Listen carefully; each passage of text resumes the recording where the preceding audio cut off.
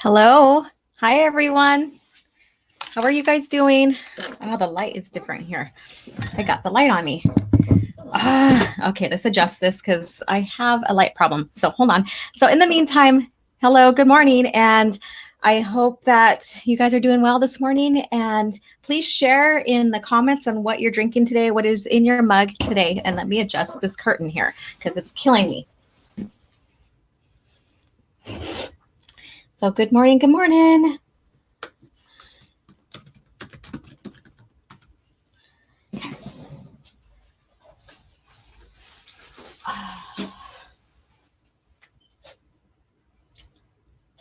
Okay. Oh, all right. Oh, that did not work. I decided to be on the opposite end of my studio, and here we go. All right. So good morning, everybody. How are you guys doing? How is everybody doing? And I'm not liking this light here. This is crazy. All right. Good morning. Hi, Rookie Critic. Hi, Two Real Geeks. Hi, Lorena. And my cat wants to join me right now. She decided to come out of the room. So how are you guys doing? How is everybody? Two Real Geeks. Haha. Well, if I was a duck, I would be well. It's pouring here in Atlanta. Wow. Hi, Soul Assassin. Good morning. Morning, everybody. Congrats, OG. Thank you so much, you guys. Oh, I swear, I did wake up and prep myself really good and brushed my hair, and it doesn't look like it. This is a hot mess today, right? Hot mess. We go through that. We do. Yes, we, thank you so much to everybody. Yeah, my cat, she's over here. She's like, what are you doing, Mom? What's going on? What's going on with you? But yeah, so I am really, really excited. I am overwhelmed with joy with the response that I got on Twitter from everybody regarding my reaching over 1,000 subscribers. I do this for you guys. I do this for those who love this original Star Wars lore. And I just want to make sure that it stays relevant within the Star Wars franchise. And that's why I do this. I do this all for you guys. I do this to help keep the lore, the mythos going. And I think it's really, really fun. So thank you guys so much for, supporting me thus far. And I was thinking last night, what the hell should I do? I have no clue, but I'm thinking I need to grab a piece of paper of writing down everybody's names that are in chat today, which I need to start doing right now, and do a drawing by the end of the day for someone to receive like a OG Star Wars Legends Girl like coffee mug or something. So I'm going to grab a piece of paper. And I've been prepping since this morning on information that or stuff that I want to cover on live chat here. So I didn't even think about grabbing the paper. So I apologize.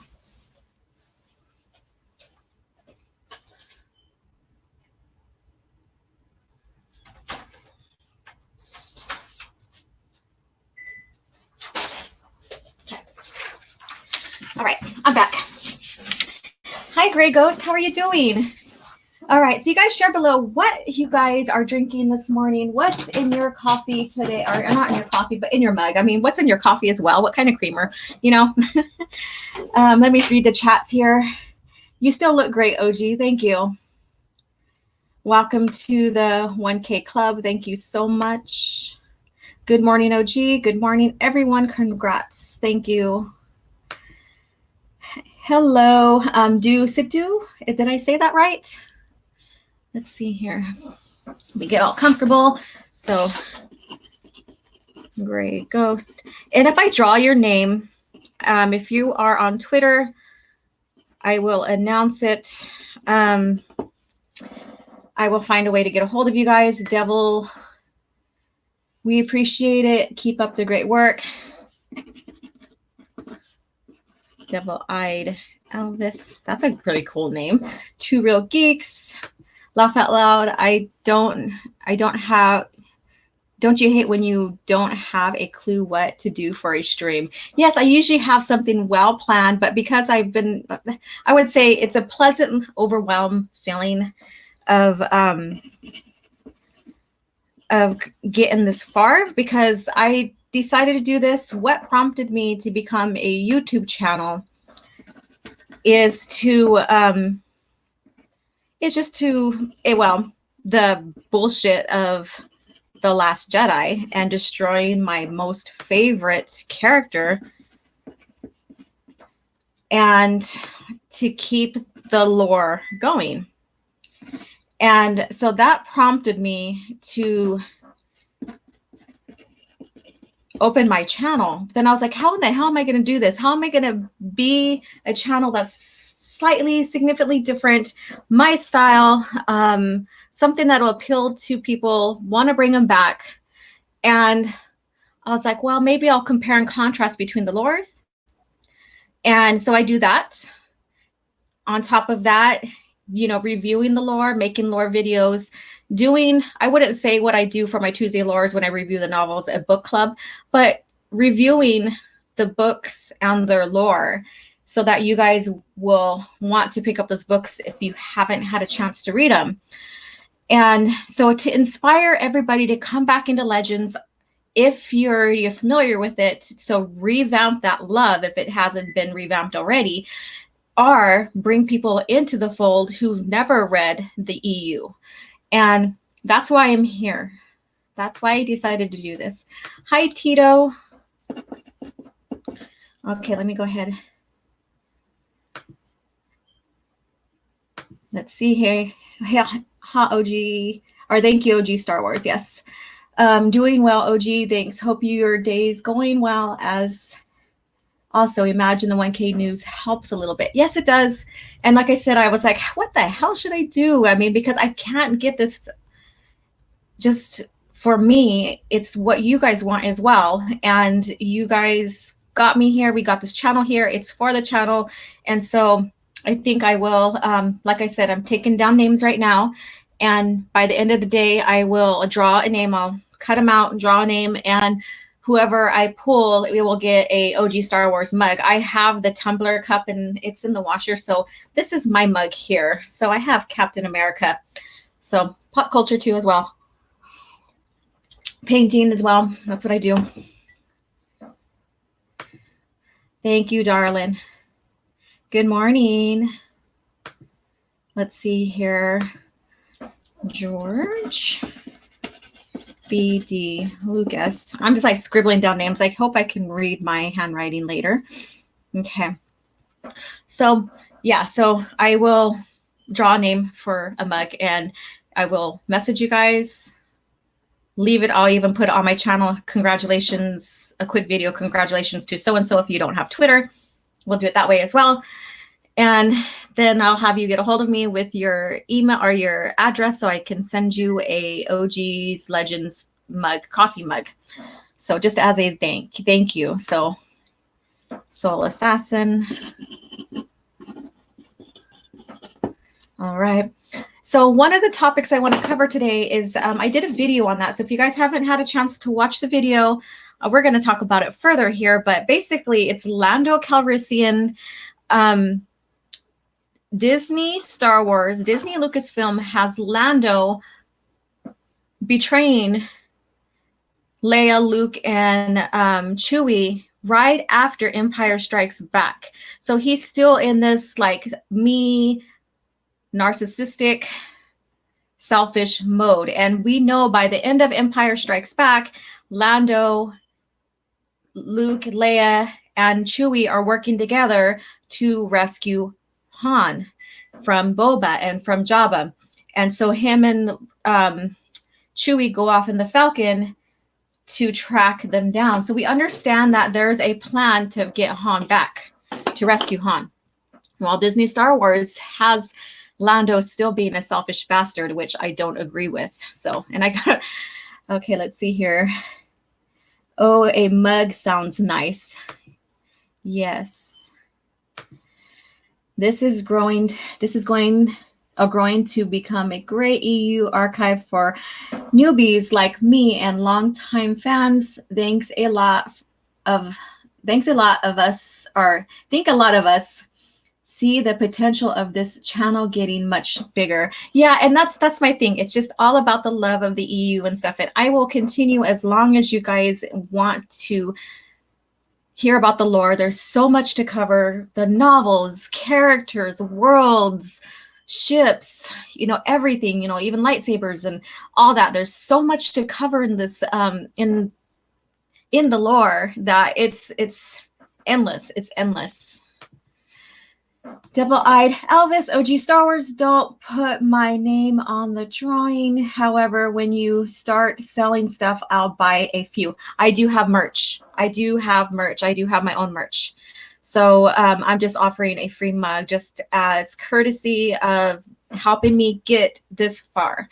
So I will share that information here pretty soon. I did put it in the chat, but I will find it and re-share.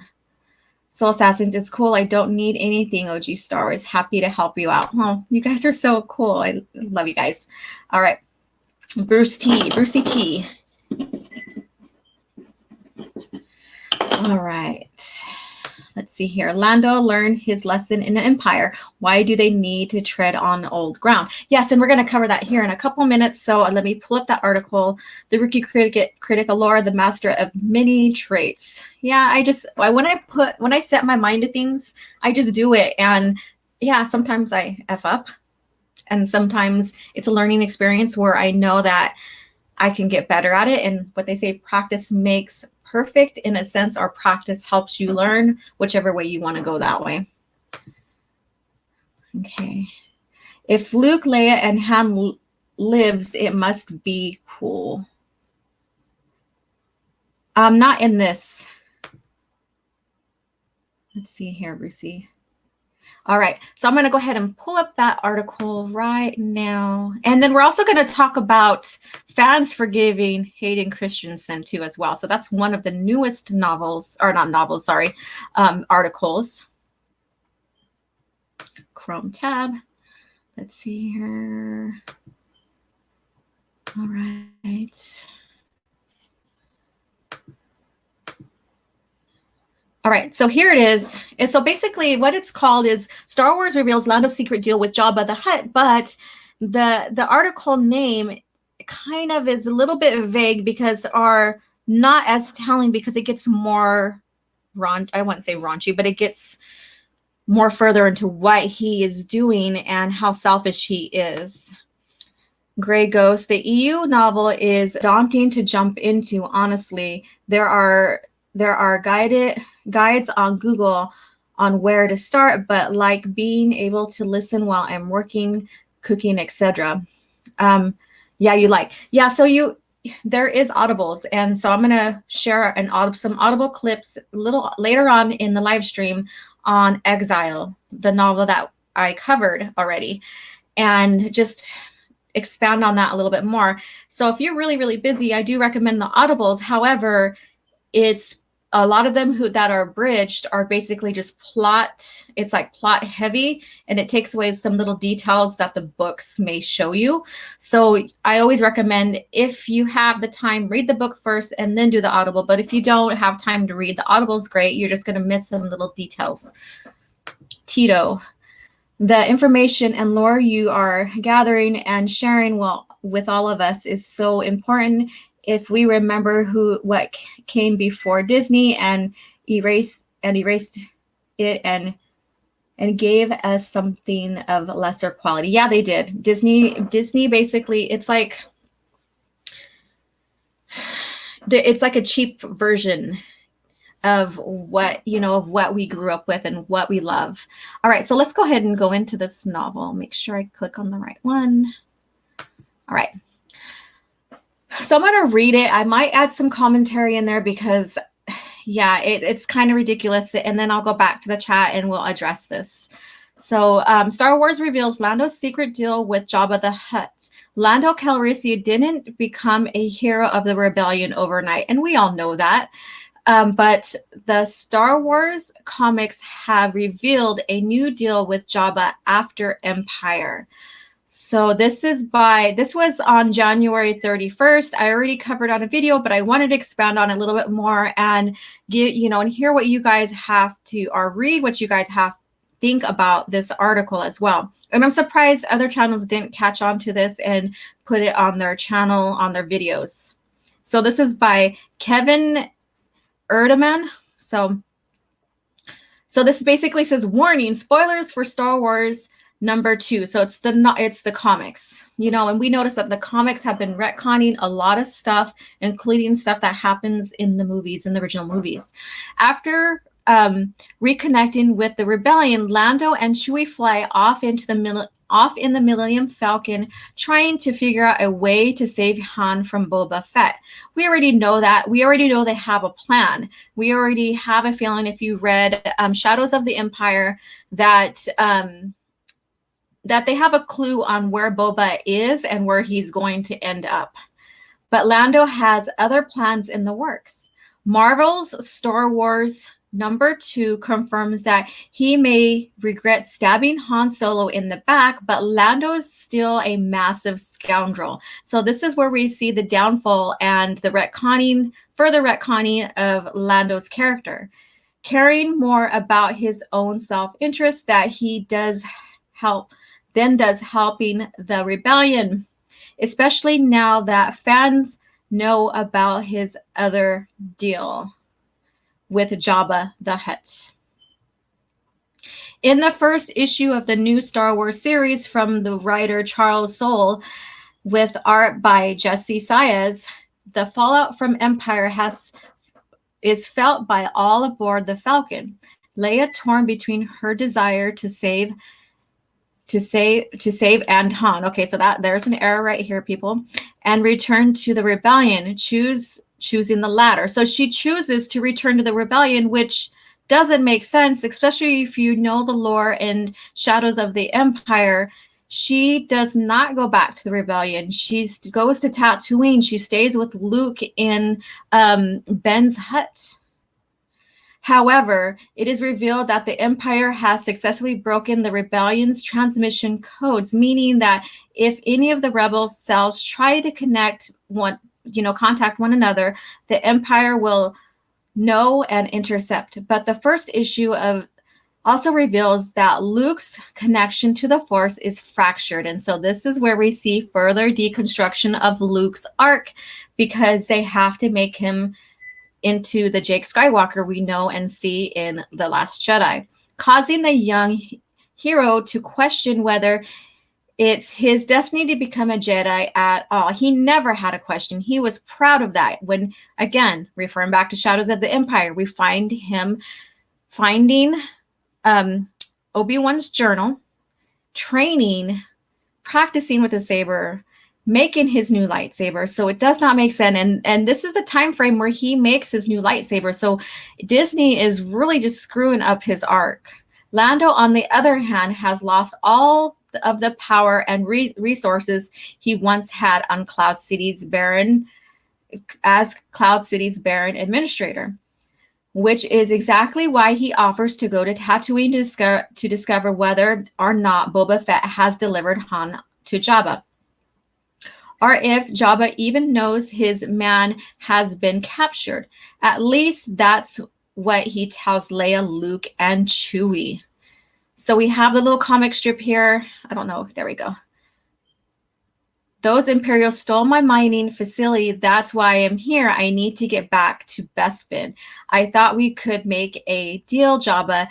So there we go. You lend me some of your fighters help me take back Cloud City. I'll give you the best damn pricing on Tabana you'll ever get.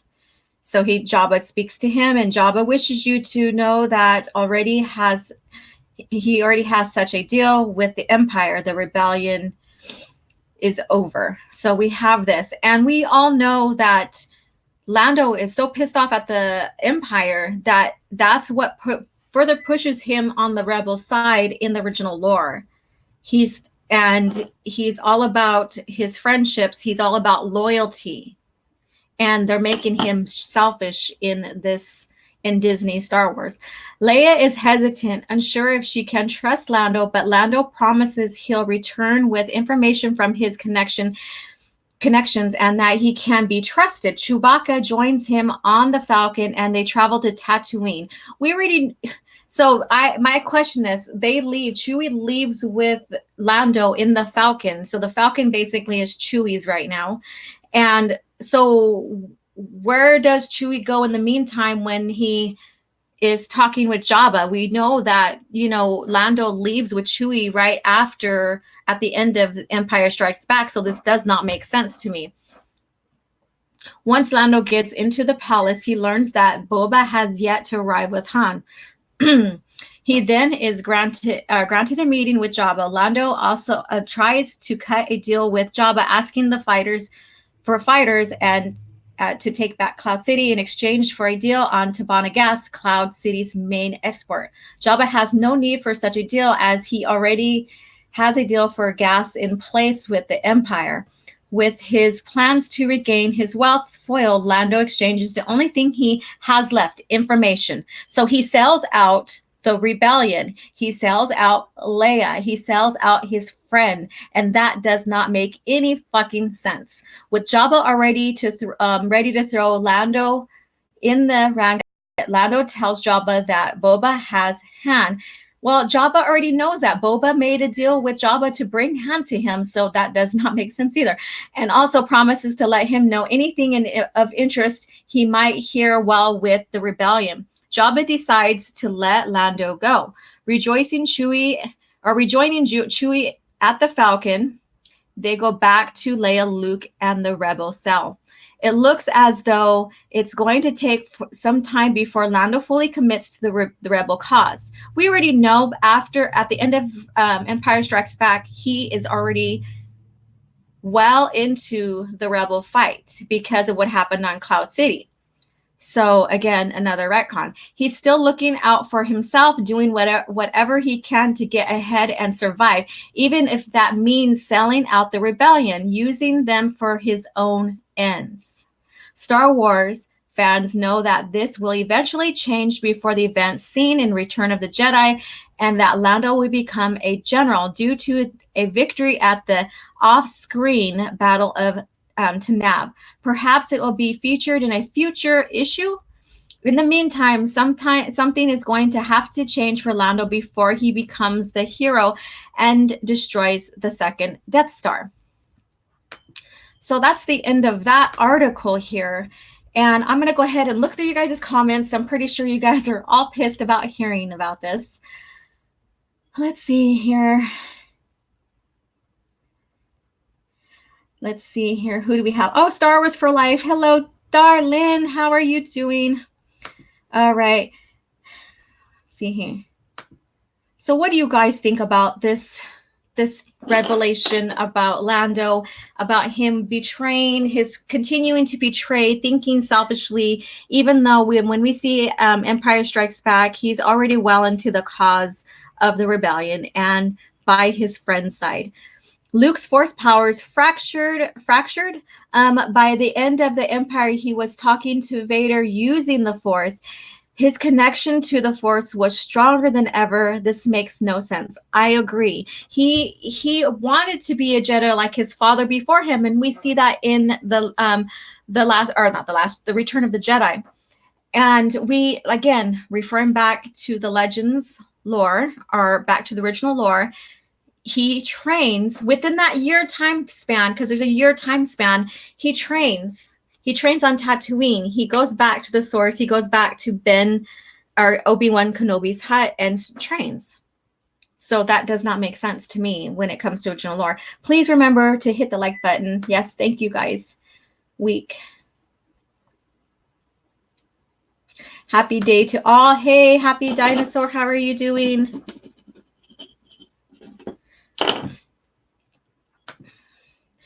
This kind of writing by now doesn't surprise me. Exactly, Rookie. But, it's like it's addressing this, bracing everybody, because it's I think it's still important to cover what's going on with our beloved characters, to make awareness. And also, it is also a good way to draw everybody back into Legends because of the nonsense that's going on.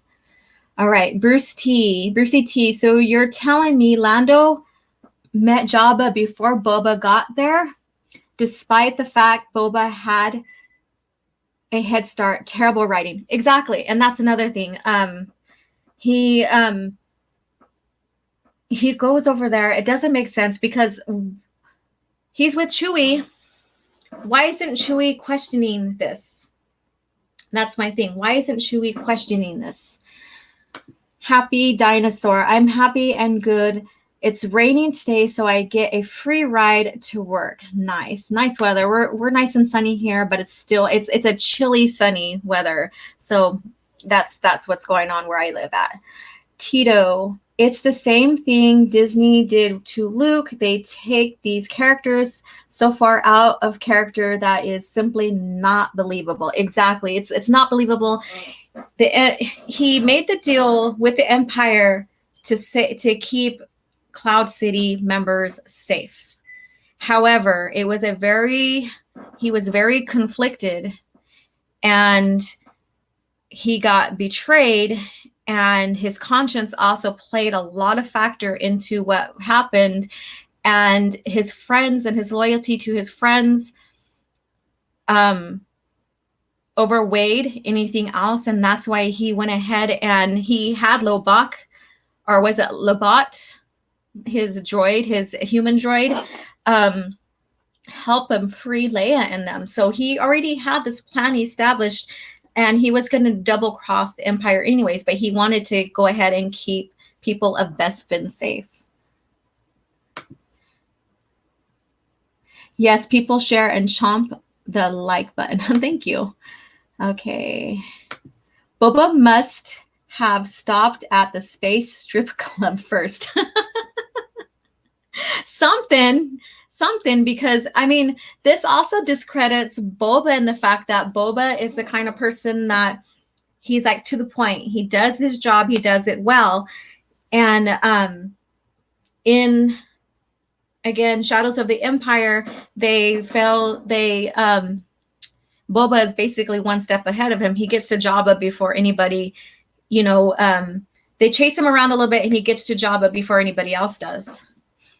So the one good thing about Disney canon is that ability to send the fans to Legends. Exactly.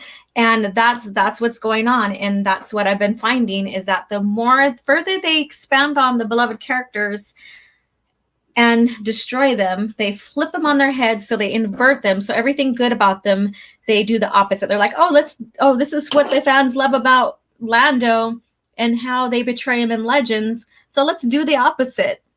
Yeah. Good morning, Grandmaster Luke Skywalker. How are you doing? All right. The Rookie Critic. Laugh at now. It comes to full circle. Yes, it does. Welcome. Yeah. Oh, goodness. So that's the article on there. And again, I did do a video on that for the channel. I'm surprised no one else covered this one here. We get a young Lando who turns out to be pansexual. And then we get, Lando in The Rise of Skywalker. And I haven't watched it, so I haven't heard anything too negative about him in there. I think it's just basically a cameo kind of thing. And then now we're seeing him develop in the lore, and I just don't agree with any of it. And that's what's keeping me with Legends. The minute they decided to coin the original EU Legends is when I was like, okay, but I was still curious. But I had that feeling, that bad feeling, that proverbial bad feeling about this. Brucey T. I always thought Lando threw his lot in with the rebels due to the fact that Empire forced him to betray Han. Yeah, and ruined his business on Bespin. Yes, he did. And even with at the end, towards when they're carting Han off, and they have Leia in handcuffs, and they're taking her as well. And finally, him and Lobot was able to overtake the guards, and then Chewie goes and tries to strangle Han. He's like, wait a minute, I am on your side, just give me a chance, kind of thing. That's the Lando we know. He wasn't selfish, he wasn't self-centered, never was selfish or self-centered. In fact, if you read Han Solo trilogy, when Han got betrayed by, was her name Bria? And with a deal that also had to deal with Lando, and what exactly happened there? Yeah, that deal that she double-crossed Han with, that had to do with Lando, that really hurt Lando. And if he didn't care about his friends, it wouldn't have hurt him. And that's why you see that they're like, when we see him in Empire Strikes Back after that, and how Lando, acts towards him in the beginning when they first get onto Cloud City, that goes back to the Han Solo trilogy on what happened there. So there's a good crossover. So if you haven't read the Han Solo trilogy yet, and you want to know further about what happened between him and Lando, and why Han is kind of scared to get back into his presence, and then Lando acts all tough towards him, you'll find out more about that, what had happened. And it was out of Han's control, and Han really did intentionally try to betray his friend, and that's how Lando is too. So that was them making peace in Empire Strikes Back. Not only fans, but norms like me. Let's see here. Let's see here. Tasty fish sticks chomp. Is that your lunch? According to Christy, hello, darling. How are you doing? All right. He only betrayed Han because he was worried the Empire would harm innocent people of Cloud City. Exactly. And so that is what's evolving in the comics right now, according to Lando and according to the movies. And it's in a sense retconning it, because once you read those, you'll look at it differently, and you'll think that you'll see the person differently, and then the whole feel of the movie is now different. Because when we read, we also insert those feelings and what's going on with the character in the EU to the movies, because it's all tied together. So now they're making you view these characters in a different light, which changes the movie. It really does. It changes the movie. It changes the experience. And it's not good. So it's almost like it's retconning the movie in itself, because it's also changing the arc of the characters.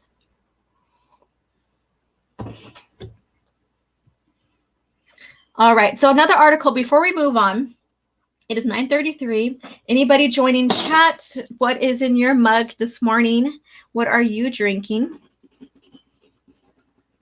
Go ahead and share. Myself, I am drinking Folgers, a very strong pot of Folgers I made this morning, and so I am feeling kind of good right now. And if you have not yet heard me, everyone in chat's name is going to be entered into a drawing for a free OG Star Wars Legends Girl mug. And I will draw that by the end of today, announce it on my channel, and also announce it on Twitter. And so if your name is chosen, then I will ask for your mailing address so I can get you your mug. And I do have my own merch. And let me go ahead and pull it up real quick. I did put it in the link. But I do have my own merch. So if you wish to support the channel, that is greatly appreciated. And I am saving up for better like lighting equipment and all that. So that money will go towards keeping this channel afloat, better equipment, and I'm thinking about getting a backdrop so I can, a green screen backdrop so I can have that as well. But I kind of like displaying like different angles of my studio, but I do get very busy in here, and then sometimes I don't get the chance to clean, and so I don't like chaos in the background either sometimes. All right, so there's the merch link. I think it's the proper link. So if you guys want to take a gander, it's greatly appreciated. All right, so we're going to go on to the next article. Then we're going to go on to the novel and talk more EU and get out of this depressing state of Disney Star Wars. It's friggin' depressing. And I see we have 25 people here in the chat. So if you guys please press the like button and share as well, that helps the channel out immensely. All right. So I seen this article, and it's about fans forgiving Hayden Christensen. So we're going to look at this. I didn't do a video because I didn't have a chance, and I just didn't get to it like I wanted to. Now, where is the article? Oh, here it is. All right. Let's get this posted up. Here we go. Share. All right. So here's the article. Why Star Wars fans have forgiven Hayden Christensen. So I thought this was really interesting because myself, hello, Abu Nas, how are you doing? Again, I didn't have a chance to make a video on this. I seen Ryan Kennel did, and so I shared his video, but I also shared an opinion Twitter or tweet on my Twitter account and got your guys' feedback on this. And so we're going to touch bases on it here before we move on. Let's see here. Whoa, you guys are hopping. Fan scene. Vids. Moon. Spot. All right. So let's go ahead and take a look at this article. And I absolutely love the prequel trilogy. I've always been an OT fan. However, they coin us like OT fans, haters of the PT, and I'm not one of those. I love it because it still ties in brilliantly to the overall movie lore and the overall Legends or EU lore. So let's go ahead and take a look at this. Why Star Wars fans have forgiven Hayden Christensen.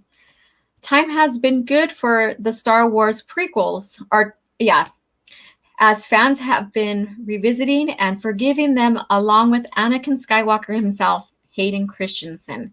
This is by Adrian Tyler. Is it Adrian? Yeah.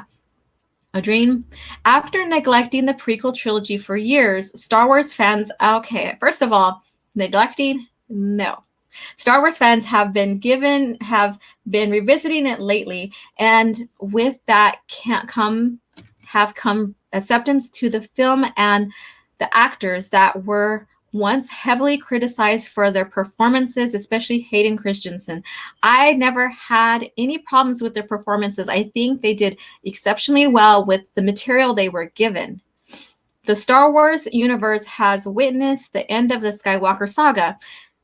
Again, I hate that term Skywalker saga. It's all Star Wars. It wasn't just basically the movies are Skywalker sagas and that's it. No.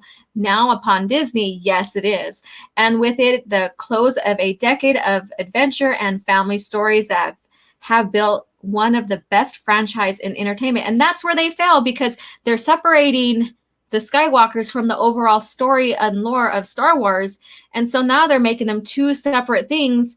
And they're failing with it because fans are now being disjointed because of it. It's not surprising then that fans are looking back at the previous films in the saga, especially the prequels. George Lucas decided to move on with the prequel trilogy in the 1990s as the new technical advancements allowed him to create characters and scenarios he couldn't in the 1980s. While also giving the film the look he really wanted.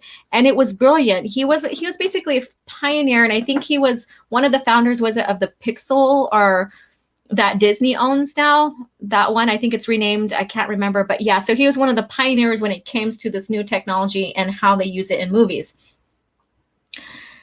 The results were three Star Wars films that weren't well received by critics. That's true. The critics really, but the critics, they mean nothing to me. And when it comes to sucking up to companies and stuff like that, they will shill heavily as well. And fans, although reactions to Star Wars Episode 3, Revenge of the Sith, weren't as negative as those of its predecessors. And the ones who received the worst punch were the cast, especially Jake Lloyd, young Anakin Skywalker in Star Wars Episode 1, The Phantom Menace, Ahmad Best as Jar Jar Binks, and Hayden Christensen, who played Anakin Skywalker in Star Wars Episode 2, Attack of the Clones, and Revenge of the Sith. A lot of the things that happened with some of those fans were from the critics, not the fans. So, I mean, so they're still putting out this BS about blaming fans, and it wasn't that. Disney sequel trilogy has not allowed Star Wars fans to continue, or has not only allowed Star Wars fans to continue to explore this universe past the events in the original trilogy, but it has also prompted multiple reevaluations of the prequel trilogy. I think what's going on here is that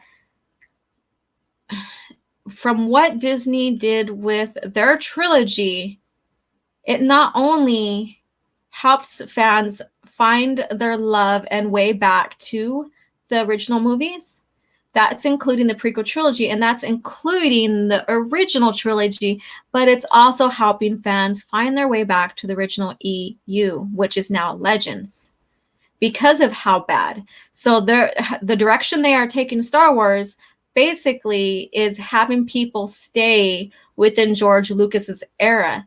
And what they're finding is the heart of Star Wars is George Lucas. That includes the prequel trilogy. There was nothing wrong with the prequel trilogy when it came to continuity, to the lore, to the movies, to the overall franchise, because the heart was put in it.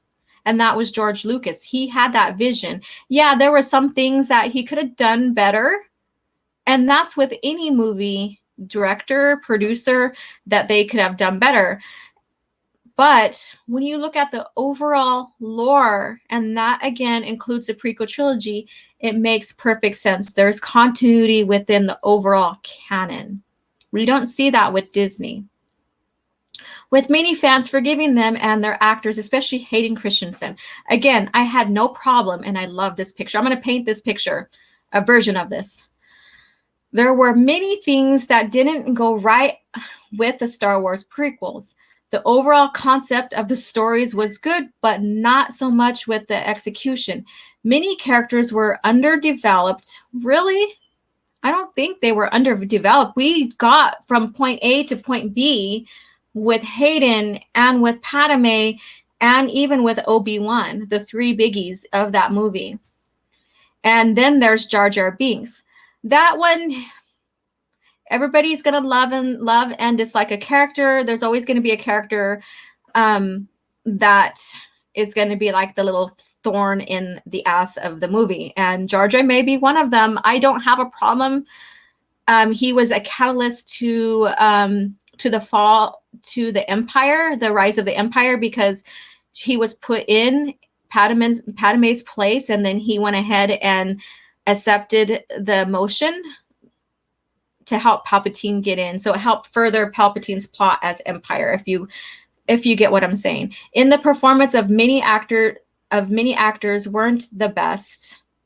And the performance of the many actors weren't the best. Jake Lloyd and Hayden Christensen got a lot of criticism, prompting Lloyd to retire from acting. Lloyd was going through a lot of emotional and mental instability, to where they were, I guess you could say, handicaps. So, and this may have been too much for him, considering his state of mind, and so, again, I think the critics are the ones that may have caused some issues overall with him. I didn't really see it as fans. And with Lloyd, I thought he played a young Anakin really well.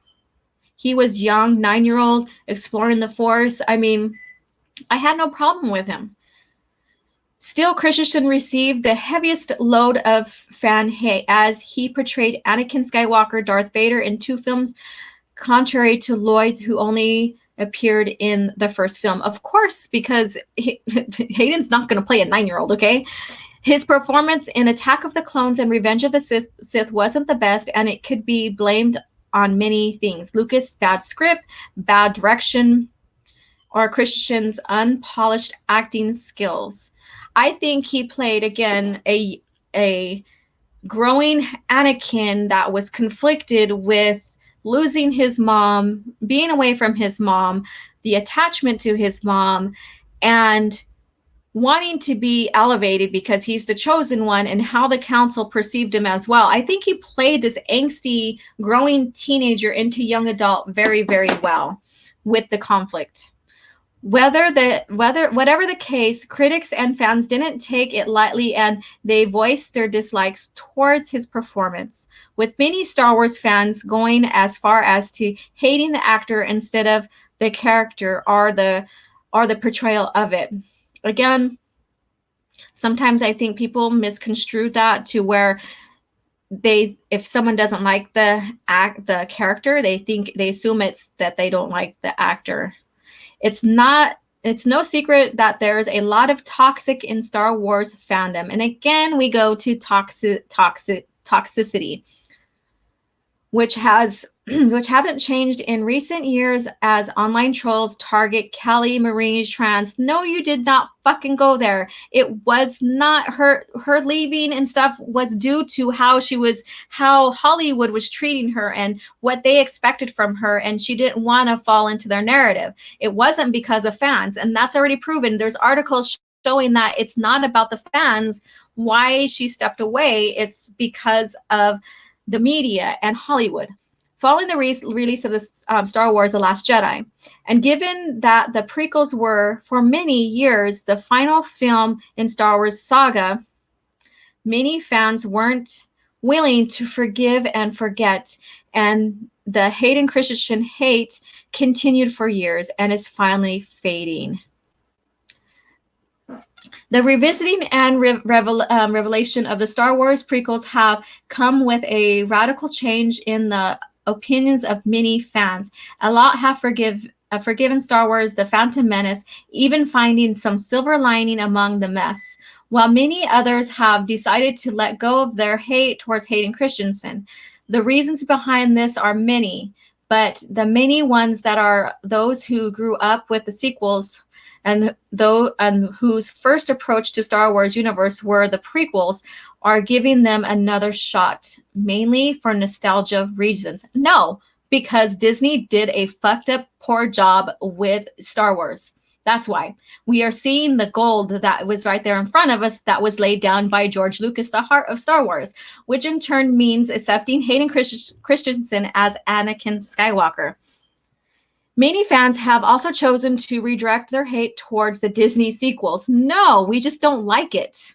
That's not hate. Well, I guess you can say it might be a hate of a dislike. We don't agree with the way the Disney has taken. And the hate probably is due to the fact how the directors and associates, went ahead and called us misogynist, basement dwelling, man babies.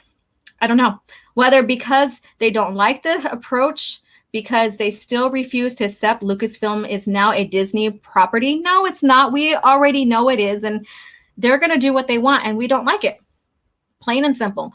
Or they simply don't want more films. Oh my God, really? Okay, more so if they leave the original cast as supporting characters and instead focus on the new generation. Disney's sequel trilogy hasn't been free of criticism. That's because they went and discontinued the original lore, then say we don't have any source material, then took the beloved characters, turned them on their heads, and retconned their character arc, which pissed off a lot of fans for the sake of their new fans, which they did not develop very well. None of us can relate to them like we could Luke, Han, Lando, or Leia. or even Anakin, Padme, and Obi-Wan. Because they all have a well-developed arc. Even if we don't go back to the original lore EU, within the movies, they all have a brilliant arc. There was a mythos that George wrapped Star Wars around. Disney's not even doing that. Yeah, so I'm going to go ahead and leave it here because it's just pissing me off a little more than anything else. So let's see what you guys have to say. So what do you guys think about that? Drinking real Canadian spring water. Already had this morning coffee 5 hours ago. Okay, nice. All right, what's up? The green screen image allure taking Star Wars with Ben and Vader fighting in the background. Yeah, and that's what I want to do. I want to be able to have something in the back that is Star Wars-ish and do that. Hayden shouldn't have had the hate he got anyways. Same with Jake. And that's the thing.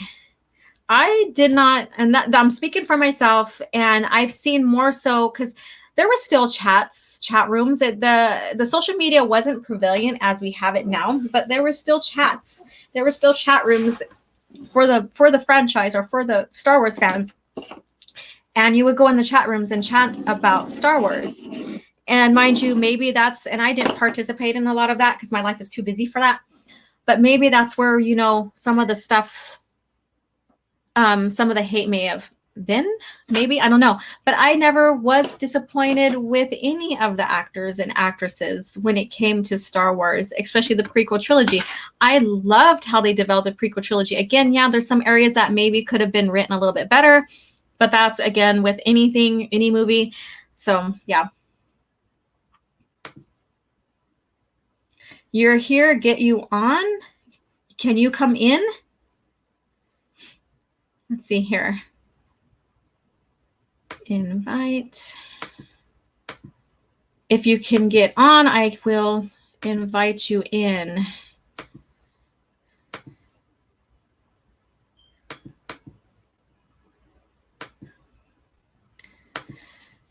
Okay.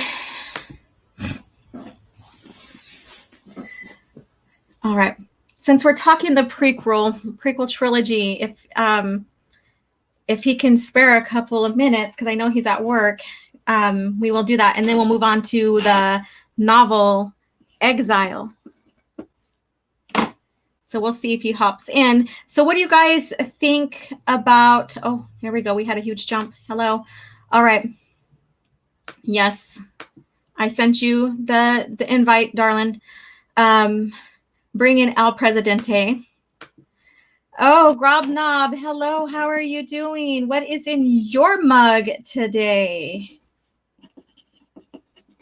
What are you drinking? What is your choice of drink?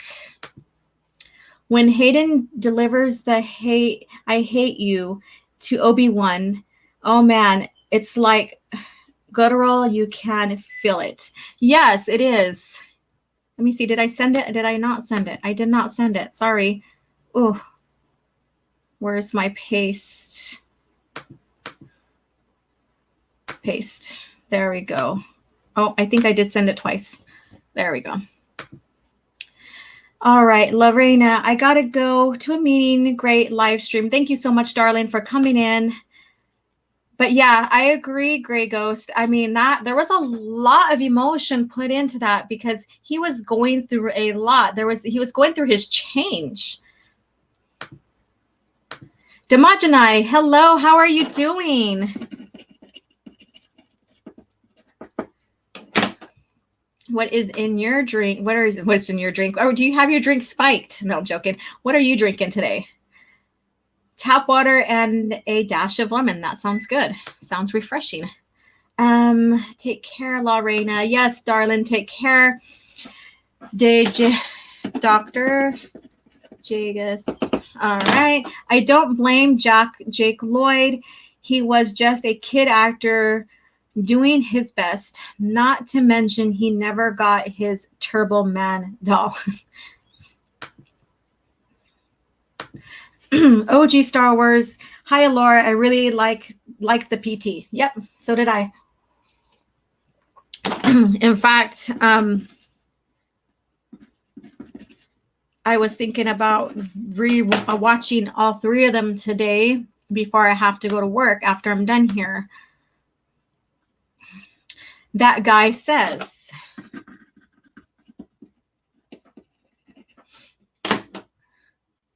all right, has anyone read the Star Wars Black Spire novel? If what is your verdict? Hello, how are you? Hello there. Hello there. Sound like Obi-Wan. Yeah, exactly. I'm sitting up here like I'm in the office right now because we're gathering some more paperwork that we got to bring back into the courthouse, and then I got to Oh, make a quick run to the DA's office and then back to the courthouse. So we're getting everything together. So I had a couple of more. I had a lot more minutes when I tried to reach out to you, but you went into the article. So yeah, I said, okay, let me just be patient. I know my girl is gonna be done pretty soon. So, yeah. oh my goodness, congratulations, Thank you. 1K. I'm assuming you did see my message, right? Yes, I did, and I was like, "Oh Okay. shit, you're gonna make me cry before I go on live stream." Damn Uh, it. everything that I said is the truth, baby girl. But that's between me and you. But I am so happy and so proud of you making this milestone. And I had to, at the very least, show my goddamn face to support my gal. And yeah, y'all was there talking about my boy Hayden. You know what? Hayden got so much of a bad flag, but in hindsight, he did what he was asked to do by George Lucas.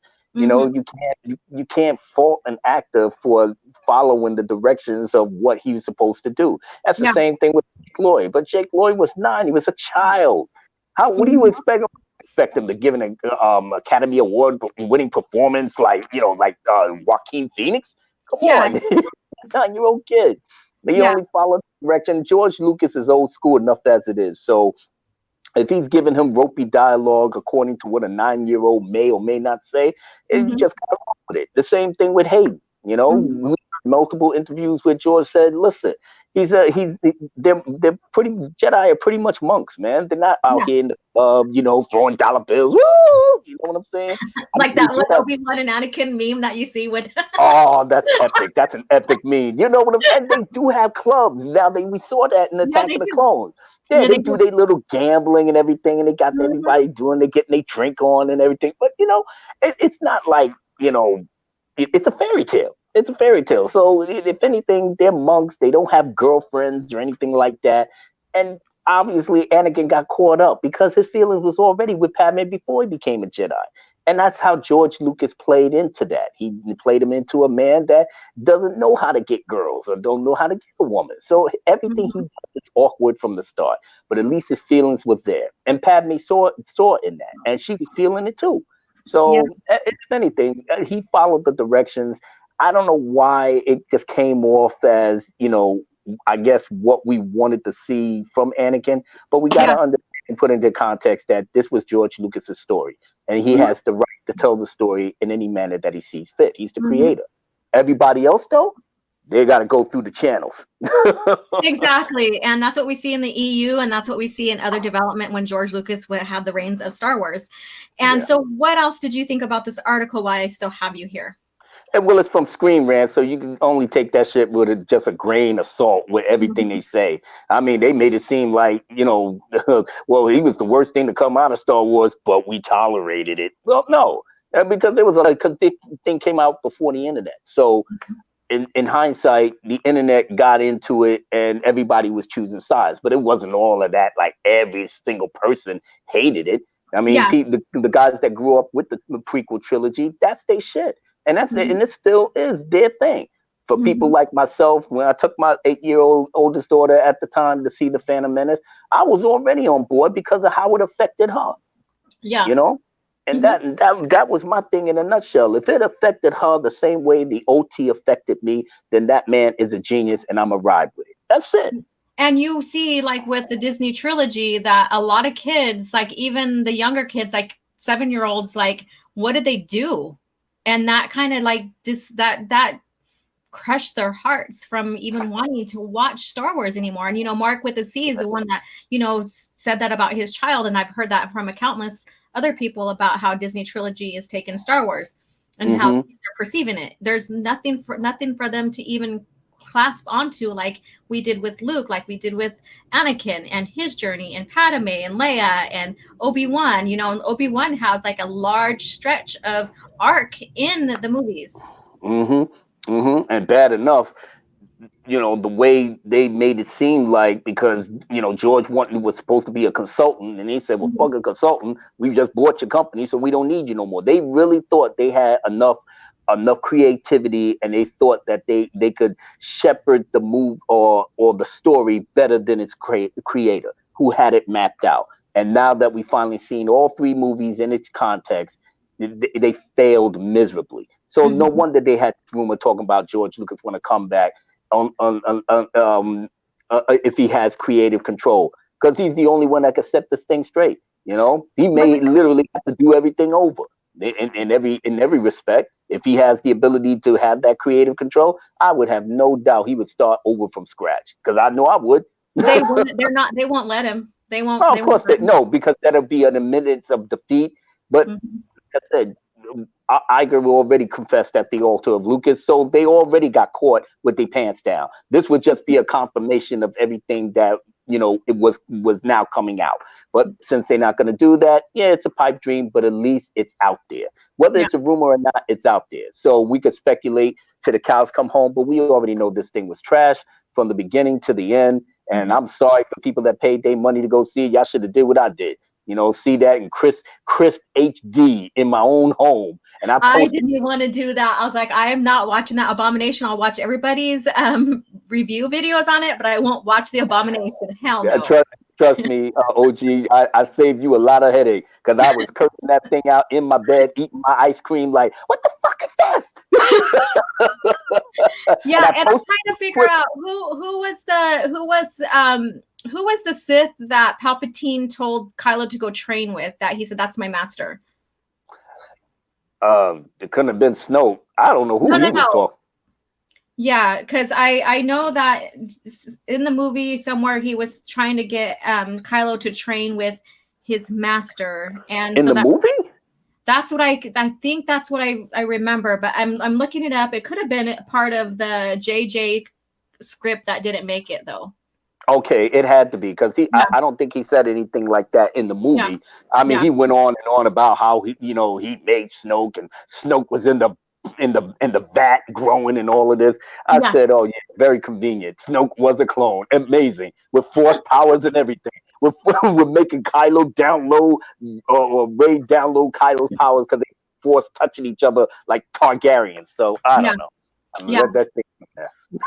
And so what I reviewed, and I think you might have caught me reviewing a little bit of it, is that I caught the article about Lando Calrissian betraying Leia, Luke, and Chewie in between, right after Empire Strikes Back, in between that and The Last Jedi. And so betrayed them. He went and he wanted to he's basically, they have him selfish. He wants to get Cloud City back. He goes and strikes a deal with Jabba, try to get more fighters and stuff to get Cloud City back for the trade of Tabana gas. And also too, Jabba turned him down. He goes, well, then I'll give you information about the rebels. That's crazy. That's insane. That's in the comics right now. That's in the comics right now. He's a general in Return of the Jedi. You would have thought that after he helped blew up the next Death Star. Yeah. Right. The next Death Star, that this was something that he was going to, I don't know, ride that wave of notoriety to give him a better life. I'm assuming that the alliance that became the New Republic would have rewarded him with whatever he wanted, probably including getting back Cloud City. So what is this comic coming from? I mean, God Almighty, they are really trying to tear down all of our heroes behind this mess. Yeah, and it's only one standard year between the movies. And when I referred back to Shadows of the Empire and also Empire Strikes Back, because Lando clearly leaves with Chewie in the Falcon on a mission and a plan set forth by Luke Skywalker himself to rescue Han. And they also have Leia, um, not necessarily focusing on Han, but more on the rebel side. When you look at the lore, she kind of strays a little bit away from the rebellion to Right. help save Han. That's oh my God. You know what? You know what, OG? We was better off having them fucking robots. We- Yeah, why don't he just like can be in the back of the Falcon while Chewie pilots, and then while he's having yeah, fun you know what I'm with saying? Grabbing the robot, grabbing the robot head and everything, and just like, yeah, you're my computer, bitch, right? Yeah, exactly, exactly. We was better off him having that. yeah, Instead of this monstrosity that they was thinking of. God knows we're so glad that it make it into the film. But the whole premise behind that, really tells the whole tale of what Disney really thinks about heroes. I would not go to say that J.J. Abrams would architect something like that unless Disney was meddling in on it. He couldn't be that, especially if he calls himself a Star Wars fan, he couldn't be that shallow to even put something like that about Lando Calrissian to portray the New Republic after he helped secure their victory on Endor. yeah, And him and Han reconciled. You know what I'm saying? Behind the yeah. Cloud City incident. I can't Yeah. see that. And then what I did when I talked about the reconciliation, when you see Han and Lando come up and hug each other when they first get to Cloud City, that refers all the way back to Han Solo trilogy when was it her name Bria, the one who double crossed Han, which Lando had a part of this part of That's what. in the comics. No, this is in Han Solo trilogy, so this is Legends, where Oh, okay. yeah, Oh, where me back. I haven't read those books in years, so I gotta get back on that. yeah, so I recommend people to check out Han Solo trilogy because in there it shows how she betrays Han, which Lando had a deal within that little thing that they were doing, that little Was that in? Was that? Oh, I didn't mean to cut you off, honey. Was that Han Solo at Star's End? no, it's in Rebel Dawn. Rebel Dawn. Okay. Yeah, it's in Rebel Okay. Dawn, and so basically, Han didn't betray I don't Lando. even think I read that. Lando thought he did, and so that's why when you see him in Empire Strikes Back, Han is kind of scared and skeptical about seeing him, timid a little bit, and then Lando kind of has this tough bad boy attitude towards him. That's why. Okay, yeah, but that's in the proper context of the Mhm. OT.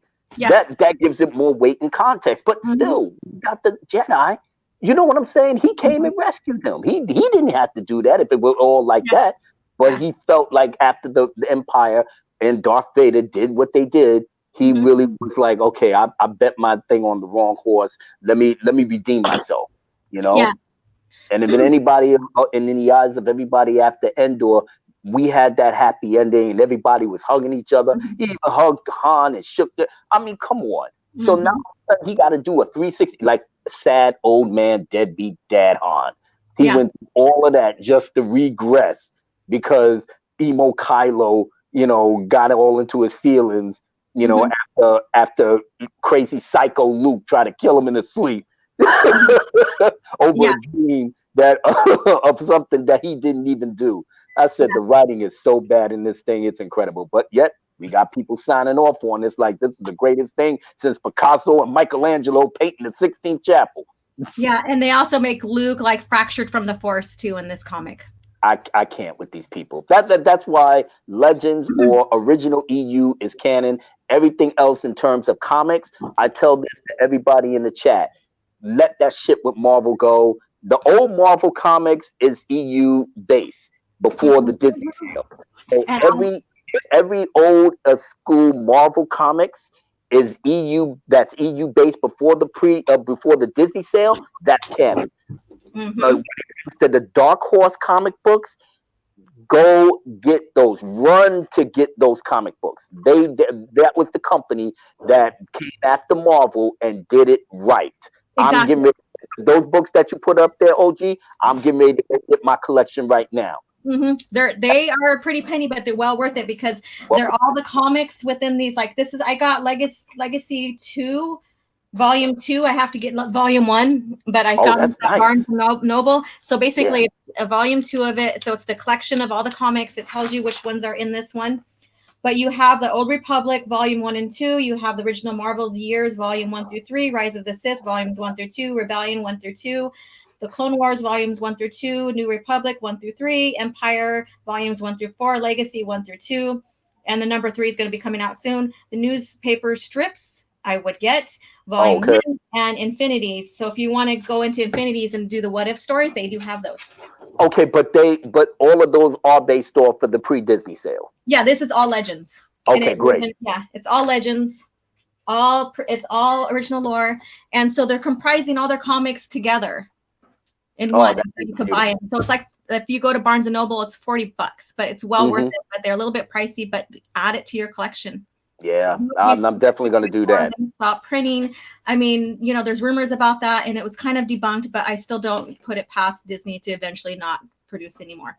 Yeah, well, like I said, we slowing down anyway. Kathleen Kennedy probably didn't get that memo because she said the next director of the films is going to be a woman and blah, blah, blah. Yeah, well, Bob is like, well, that's going to be a long wait, so don't hold your breath. Yeah. They doing the TV thing. And you know what? That's a smart thing to do because we're not letting this shit go. We're not letting it go. I know these people getting mad. They stay in their feelings. They bitching and moaning, complaining, making 16,000 accounts. It doesn't matter. It doesn't matter. It sucks. We're gonna let you know it sucks. We're gonna let your mama know it sucks. We're gonna let your gay lover know it sucks. Everybody gonna know it sucks. You just gonna have to deal with it. Yep. But I was so surprised when I came across that Lando Calrissian article last week from Screen Rat. I'm surprised I'm the only one that picked it up and made a video about it. No one did. That's okay. You're ahead of the curve. That's And why I was these going to haters stay in share your mention. it too. And like, hey, you guys, let's expand. And we all have our own ways of viewing things. Mm-hmm. And but it just happened so quickly. I made the video and life, I just got busy. And so I just shared the video. But I was just so surprised because usually there's a few of us that finds an article and we all expand on and put our own opinion into it and stuff like that. Right. Share it on our video on our channel. So I was very surprised because he is one of the original characters that it wasn't picked up by anybody else. You know what? You should be making a killing off of that video if that's the case. You're highlighting somebody that not a lot of people get. And even when these other channels that claim they got all the lore and that whatever, I don't even pay attention to Star Wars theory anymore. Because you're just talking off the wall shit now. And if anything, just stick to the source material. Just stick to the source material. Don't make up shit. Don't theorize on anything. Just talk about the stuff that was done before. Because at the very least, OG, you, Brian Kennel, who else that does the lore? Lethal Lightning. And Matt Wilkins too. And Matt. Yeah, so all you guys is sticking to what's there that was put down, that was approved by Lucasfilm pre-Disney sale. These are the canons that you should be talking about, not adding anything. You're just basically relating what we had before that everybody else was using, as canon, for the entire time that we had it like that before the Disney sale. That's all we should be doing, because all you're doing is just putting more stuff in there that everybody to speculate, and the speculation is only that. That's why a lot of people is in your mentions all mad and all in their feelings, because why? You actually do your homework and cross-reference certain things that's already in line with what George Lucas said, and then these people can't stand it. And they hate it even more when it comes from a woman. Oh, well, that's what the mother of civilization is here for, to teach us exactly what we need to know.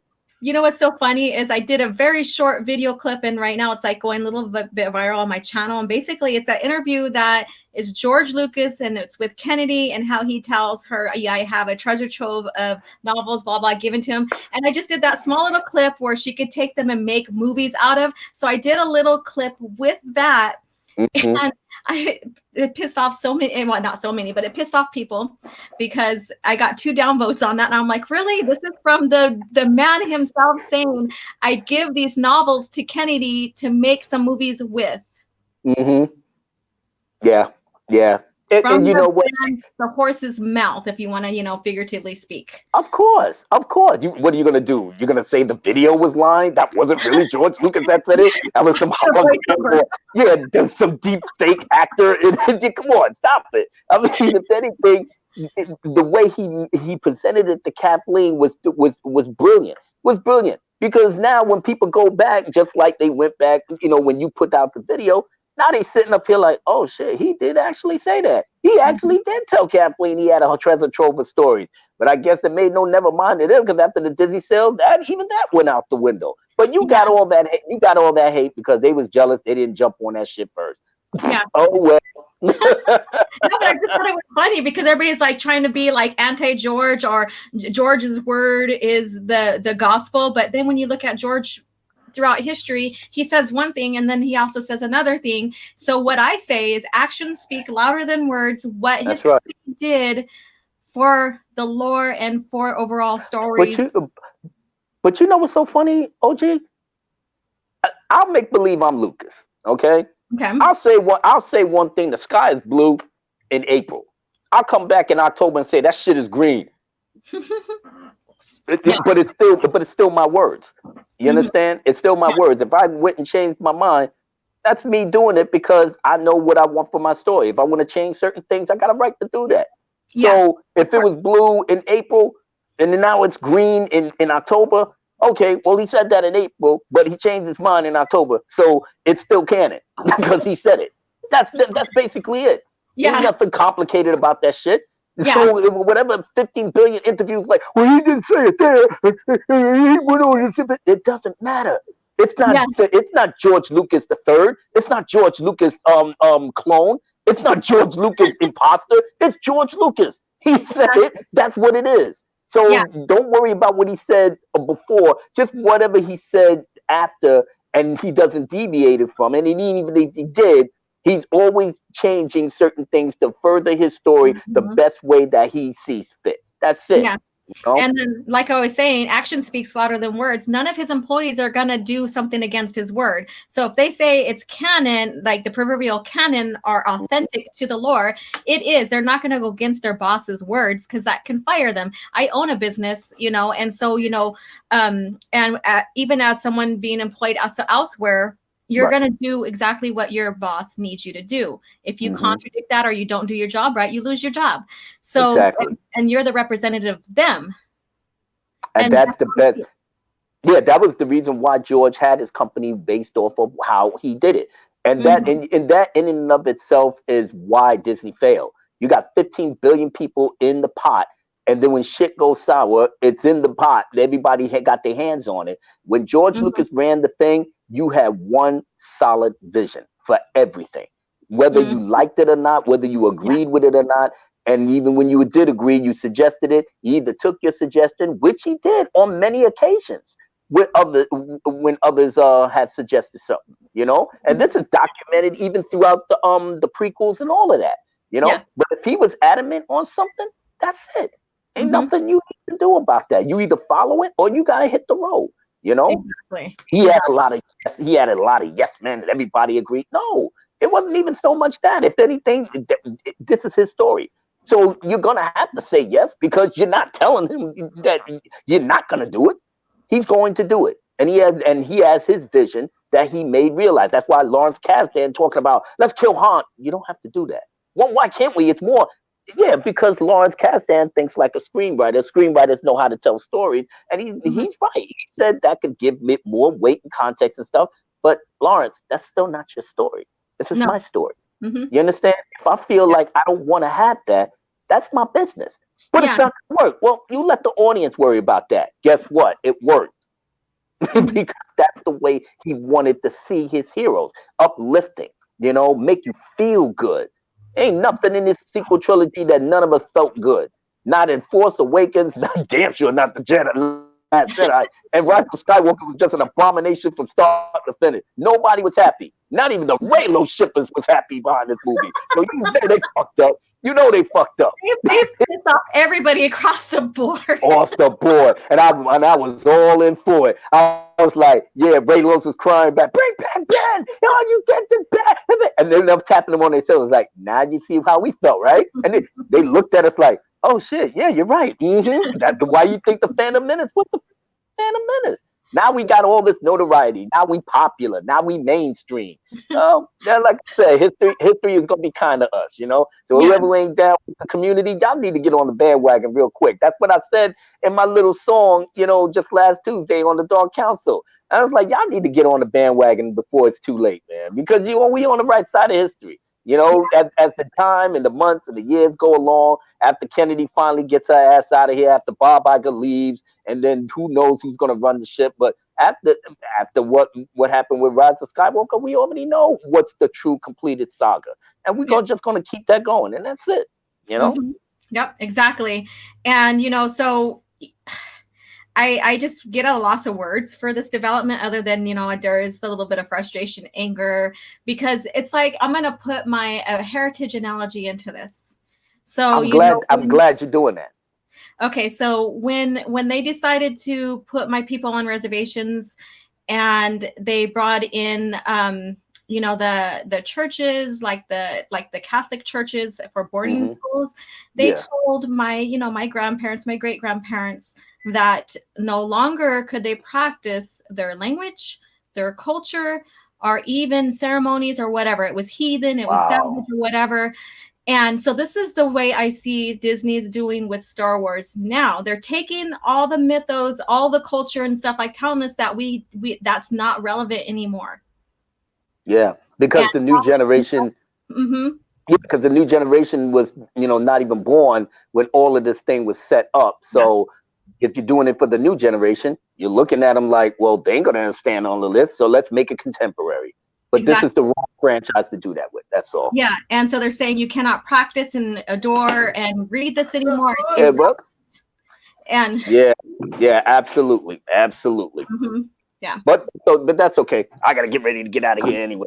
Thank you for joining in. Thank you so much. You guys go ahead and subscribe to Abu Nas and show him some love and support. Thank you so much for coming in. And yeah, I was having so much fun just sitting up here, and I just happened to notice the clock. I was like, oh my God, let me get out of here. I know I got these waiting for me and whatnot. Yeah, but you seen the little thing. See my office? Yeah. This is where Abu Nas works, you know, in corporate world. But in any case, Alora, have fun. Congratulations on 1K. I'm gonna catch the rest of it on the playback. Everybody in the chat, be good. Subscribe to our channel. Keep the haters on smash, and I'll see y'all later.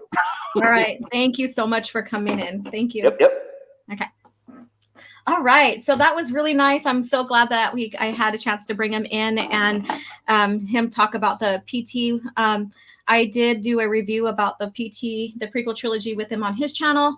And that was fun to expand on that and stuff. And his love for the prequel trilogy is amazing, and just shows how, and gives credit to what George intended it to be, and the dynamics of how the prequel trilogy tied in so well with the overall lore, and how the actors were portrayed in there and how they did. So we're going to go ahead and switch gears here. But first, before we do, I'm going to read the comics, but I also want to reveal that I did pick up a new collector's item from Funko Pop, and I am partial to the Mandalorian. So I went ahead and see there's the glare. So I'm going to go, which way should I go? There we go. So I got, this guy here. So this is the heavy infantry Mandalorian. So I'm gonna add it to my collection. I'm partial to the Mandalorian. It's a pretty decent story. So I thought I would add this guy, and I'm gonna get the other collection, the other items there. So this is what's all available here. I could have got Cara Dune, but I wanted to get the Mandalorian first. So here's all the other characters to collect. All right. So yeah, so I don't totally hate, on Disney. Disney Star Wars. There are some good things. However, I know it's not going to be part of Legends, and it's not going to pay respect to Legends. And that's Legends is where my heart is. So let's see here. I'm going to scroll back up, and then we're going to get into the novelization. So I did post this from, there we go, from Mark with a C. Hey, Laura, peace out, or peace, El Presidente Hell to the chat. Just checking in from work. Congrats on hitting that 100 sister. I greatly appreciate it. Thank you. Ayala Secure and Aura Singh got added to the prequel straight from the EU. And that's the thing that George, even though they said, well, George, it's George's choice to use the EU and his content, he's the one that helped develop it. So it makes sense that he does. Rest in peace, Rylos. Soul Assassin, Hail to the Gospel According to Mark with the C. Bright Brucey T. For all the Disney claims of diversity, the EU had great female villains. Dala and Izard come to mind. Yes, yes. Let's see here. Vertical Horizons. Hello, how are you doing? Kylo was trying to cop a field before he died. Unfortunately, only Rey was around at the time. Okay, I did not watch it, so I don't know the exact scene, but I will take your word for it the way it looks. So true, Brucey, Jim Morty. I think I got your name down in here. Again, everybody who's coming in is going to be entered into a drawing for a free mug. So I'm picking a winner later on this evening. Popular. Okay. That guy says, I'm not a Funko fan, but I can dig that Mandalorian toy. Yeah, it's pretty, it's freaking amazing. I just like how it looks. All right.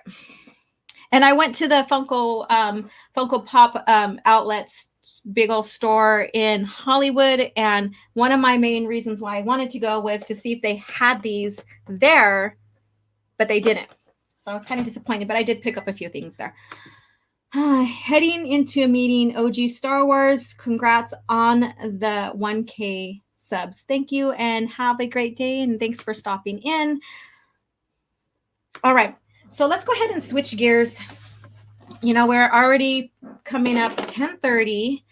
So I knew this was going to be a long stream today, and I don't mind it being a long stream today because of the fact that we are, you know, I'm like wanting to spend time with you guys for considering that we reached 1,000 subs. And so I just wanted to just chill with you guys, talk Star Wars, go over these articles, and share, you know, another collection Funko Pop to my collection of Star Wars Funko Pops, and just really just BS with you guys and go over the lore. Excuse me. All right, so let's go ahead and take a look at the novel now, Exile. Let me see here. Share. Now, I don't know how many of you guys, there we go. I don't know how many of you guys read this novel or went and reviewed my my review on the novel. Oh, I hate when that happens. Sorry about that. Open up. So we're going to take a look at a few clips. And so this novel right here is book number 4 of Legacy of the Force. And this is where we have Jason still is turning. He's still kind of conflicted. And we have Wedge now changing sides. He sided with Corellia, but now he's changing sides. And Luke is kind of in odds with Ben, his son. And we see Jason is lured into a trap. And so there's a lot of dynamics going on here. And we also have Lumaya and Luke having a little duel, and Alima Rar also pursuing Leia, and they have a duel. So we're going to go ahead and check out the very first clip here. And this is Omos wanting Jason as a master. Kip sank into the pilot's seat, activated the speeder, and pulled straight back in a speedy reverse, then put them within meters of the nearest cross-traffic stream. He swerved so he was pointed in the direction of the traffic stream's travel and accelerated, as though he were playing a Millennium Falcon simulator to merge with the stream. Chief Omis and Admiral Niathal wanted to see you on your return from Hapes. They asked me to bring you. You can opt out if timing isn't good. Mara gave him a puzzled frown. Is this about what happened on Hapes? Sort of. Kip gave her a broad, trouble-loving smile. This time, they want Luke to make Jason a Jedi Master.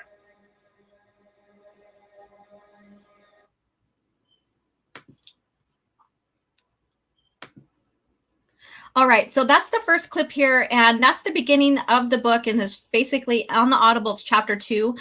And so it might still be in chapter 1 maybe of the book. And so Cal Almos wants Jason as a master because the reason they want that, or he wants that, is he wants the public to make it look, or he wants it to, the perception towards the public to make it look like the Jedi Order and the Galactic Alliance are on good terms. And by having Jason as a master and putting Jason within the council makes it look like they're on good terms. But Luke is like, I am not going to do this. I don't think he's ready. There's, he sees the conflict in Jason as well.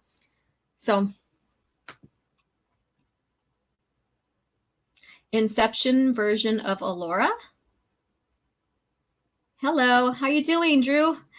Fun facts about OG Star Wars is that when she found the pop, she said, what fine addition to my collection. Yeah, that's a fine addition.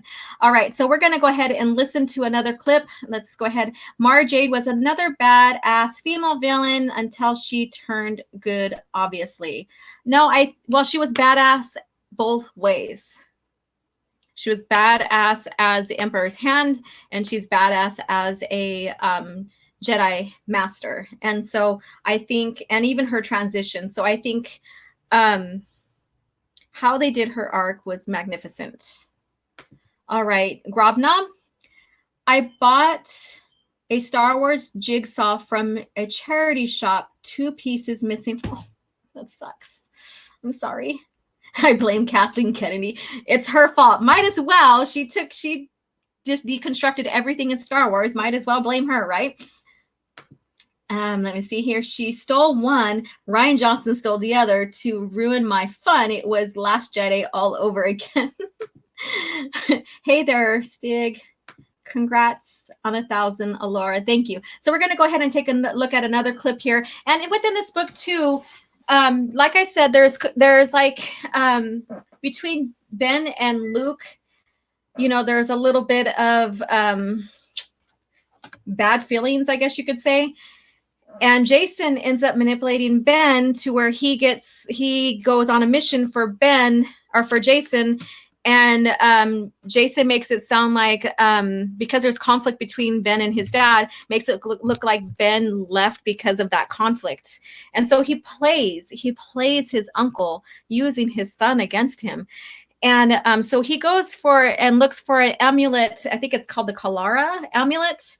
And it leads him to the ancient Sith world of Ziost. And so that's a great story plot there. And I'm not going to reveal anything with that one. So I want you guys to pick up the book.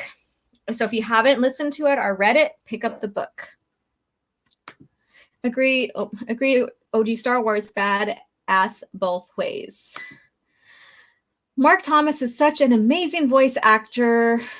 Del Rey needs to make the Audible books unabridged. Yes, and there are some, like Kenobi novel is unabridged. So I think Thrawn trilogy, all 3 are unabridged.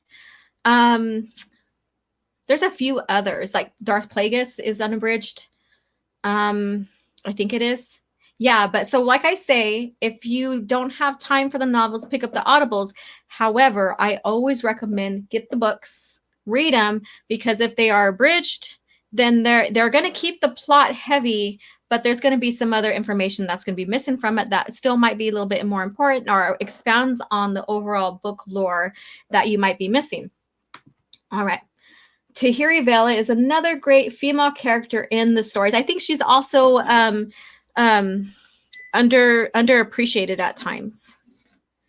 So I think, She's a great character. Grobnob the troll. I am going to throw the jigsaw out and keep the box and keep stuff in it. I'm sorry.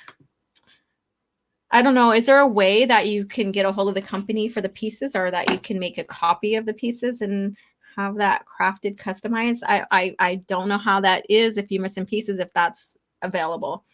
Just my thought. Jim Morty. The Disney Star Wars is like those pesky telemarketing people. They try to sell us stuff in the main fan base, and the main fan base doesn't want. Exactly. All right, so let's go on with the other clips.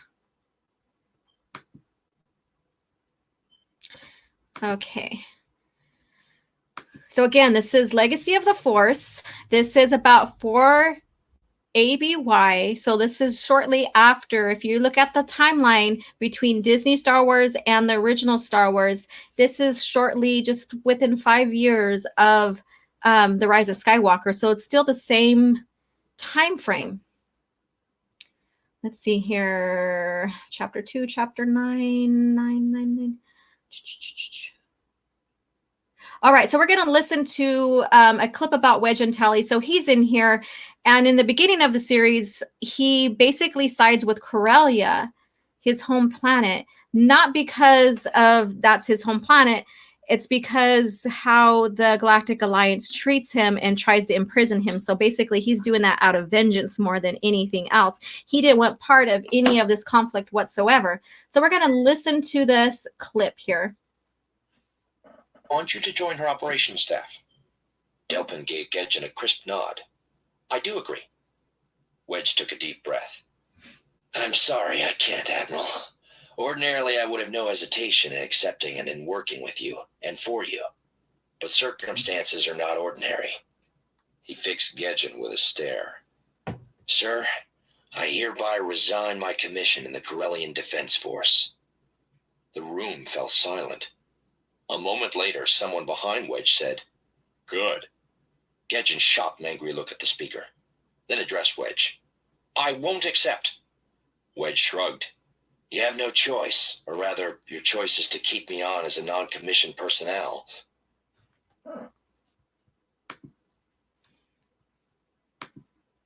All right, so this right here is in chapter 9, or a little after, and of the Audible.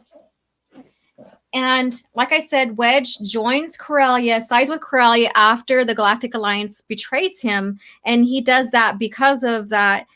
And he's a very tactical, thinks of the population that he's fighting for, does not want any civilian casualties kind of person. And eventually they take him out as the commanding officer and replace someone else in there. And so he's like, piss on you.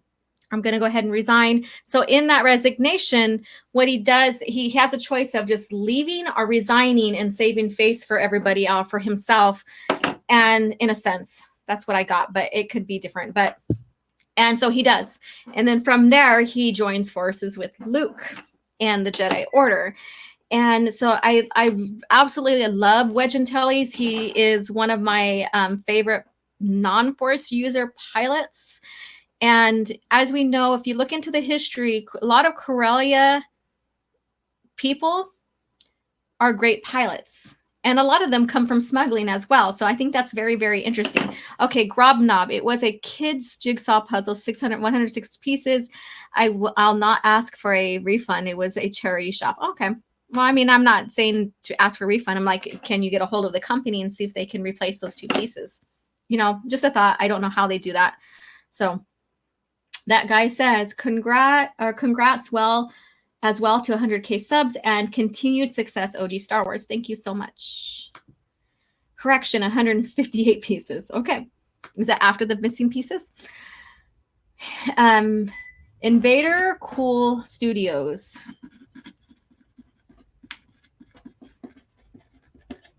All right. Hey, what's up? Hi, thank you for joining us. I don't know what time frame or time zone you're in. So it's about 10:38 where I'm at, Pacific Standard Time. So I'm in mid-morning, coming up on the afternoon, and I'm still sipping on my coffee. So what is your choice of drink today?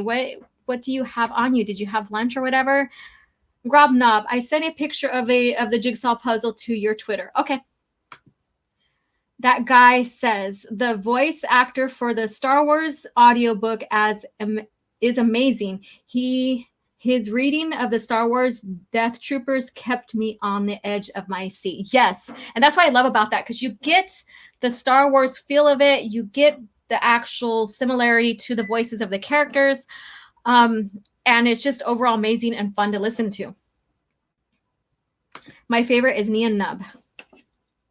Vertical Horizons. Oh, I got you on here. All right, so let's go ahead and check out another clip here. This one I think is going to be of Luke and fighting Lumaya, I think. Book clips. Is it showing? Making sure. Oh, no, it's not. There we go. All right. Antilles, evidence from Lumaya. Okay, so this is going to be a clip of evidence of Lumaya manipulating and coming into Luke's circle and causing problems. And so this is Mara and Luke at the Jedi Temple. That the Sith Lady Lumaya was one of the murderers. An encrypted data card was the only clue Lumaya had left behind. From the other side of the table, Luke looked at her. You cracked the encryption on the data card? Finally. But you don't look happy. You don't need a force bond to tell that farm boy. Tell me. Some of it's an invoice. The sender seems to have been a bounty hunter working for Lumaya, and the invoice is an itemized list of expenses, hours worked, fuel expended, blaster shots taken. The main part, though, is a mission status, an event report. Even decrypted, it's hard to puzzle out. Everything is referred to by code words. But assuming...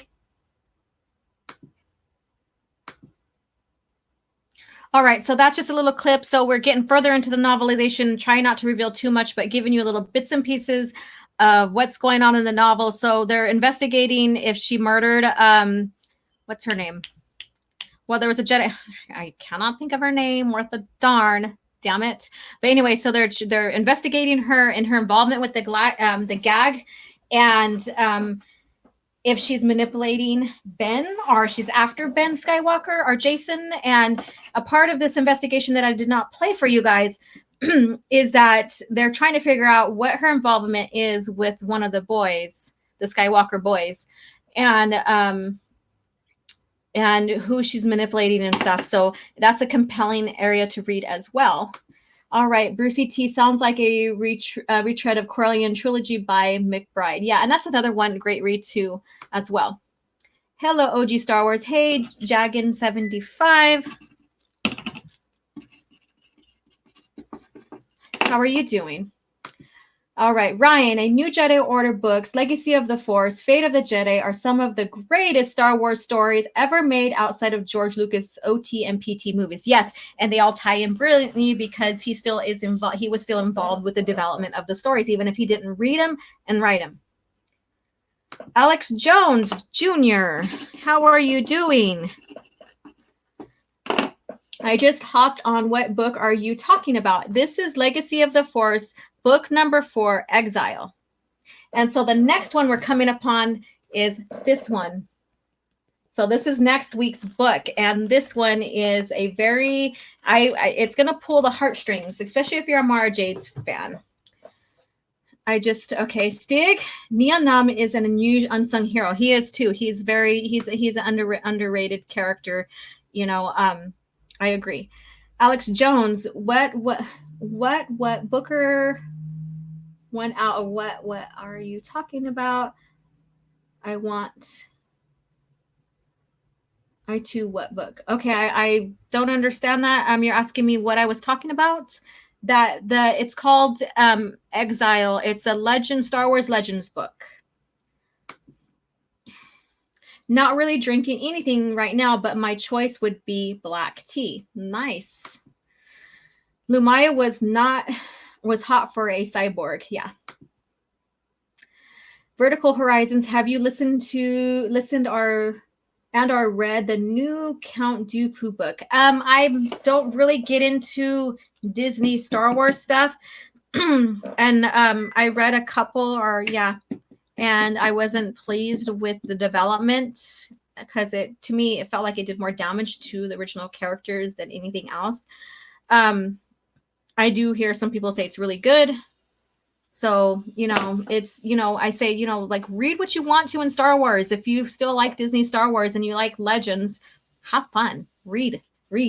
I compare and contrast, so I may not read the book, but I'll go and expand, research what that book was about, or how it changed, how it expanded the character in Disney Star Wars, so I can compare and contrast.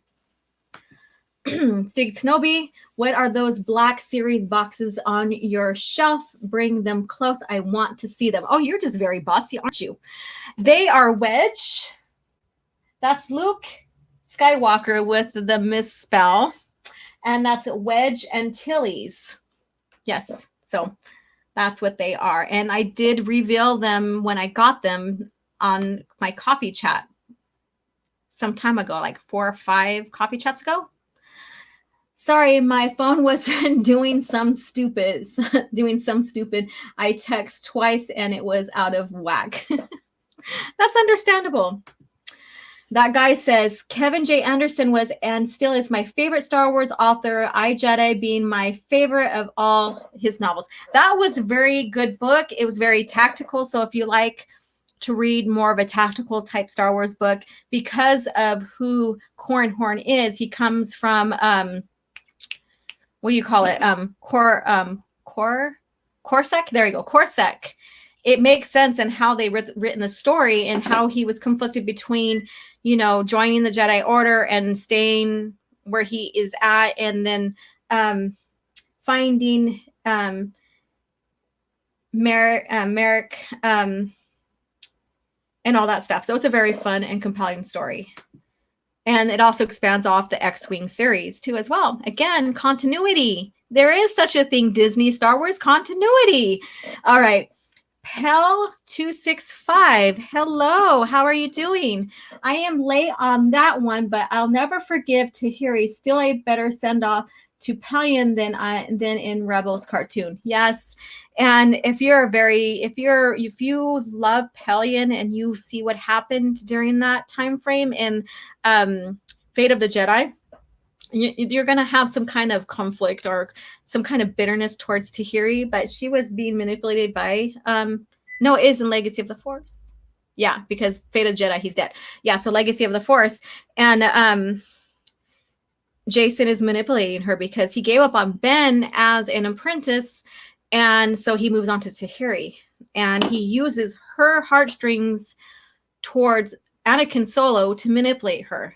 So, yeah. Skywalker, the greatest hero ever. I agree. Walker. Yeah, that's so funny. I mean, they didn't even correct the mistake. They just pushed him out. And so every single box that they issued has that mistake. I should send them to Nori. That would be a great idea. No, sorry, they're mine. I won't give those up. Vertical Horizons. I was frankly surprised they actually made the Count Dooku book, considering how Disney was obviously trying to distance themselves from the prequels. They're going to expand. They're already looking at the Old Republic and making it the High Republic and 300 years, from A New Hope, I believe. Yeah. Which doesn't make sense. Brucey T, the X-Wing series was the best. Corran Horn was the man. He was. He's one of my favorite Jedi for the simple fact that it shows that everybody has a different degree of Force talent. I won't say power, talent. He didn't have telekinesis, but he had other talents, which still was able to make him a master. Very well done. Very well done. All right, so let's go ahead and look at the last clip, I believe, so that we can wrap things up. We are going on 2 hours. I don't want to make it too long for you guys. and I have shit to do as well. Although I could stay on here longer with you guys, but we won't do it that way. All right, so this is chapter number 96 in the Audible. And this is Luke versus Lumaya. I did share a clip of this on my Twitter. However, if you don't follow me on Twitter, this is going to be fun to listen to. Okay. I guess this settles the question of whether you're dead or not, Luke said. He caught another crack of the light whip on his long blade, darted in close, slashed at Lumaya with the shoto. But with an exertion through the force, she lifted a severed human head into the path of the blow, and Luke's attack sent the head spinning through the air. It landed on a table stacked with food. Of course, Lumaya said. I thought you knew. I am dead. I have been for decades. Then lie down and let us throw dirt on top of you. With a similar telekinetic exertion, Luke whipped the tablecloth from beneath all the platters and hurled it at Lumaya. It swept upon her from behind, but she cracked her whip backward, cutting.